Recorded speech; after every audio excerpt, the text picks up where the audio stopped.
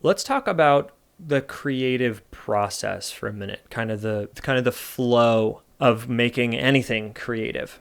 The creative process for me is essentially layers of iteration. You start off with intention, and as you do what you plan to do, more random opportunities emerge that might even be better. I think the best approach to the creative process is starting off with a plan and then letting those emergent opportunities come and taking them whenever they're great. It might mean that you end up with a product extremely different than you initially intended, but also much better than it would have been otherwise. This is related to killing your babies. If you're willing to kill your initial ideas and your initial plans, you might come up with something even better than what it was going to be at first. This is a very difficult thing to do as an artist. You have to have quite a bit of humility. You have to be willing to make large sacrifices and give up big portions of what you thought you were going to be making.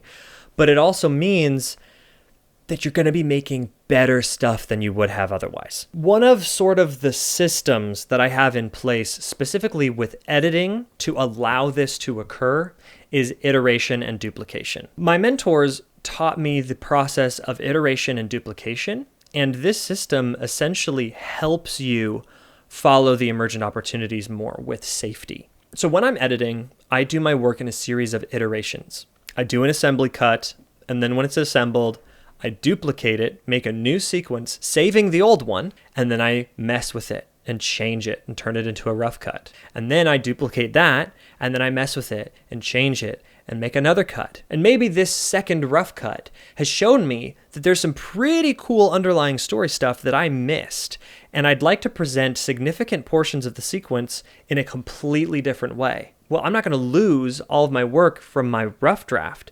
So I'm going to duplicate, make a new iteration, and then in this new iteration, I'm going to do all the new ideas that I had. Most of the time, I don't go back to the old stuff, but sometimes I do, and it's good to have it safe and ready for me. Duplicating your sequences and making a new iteration frequently is a huge hack to allow yourself to basically give yourself emotional permission to experiment. It helps you avoid sunk cost bias. It helps you be more confident in killing your babies.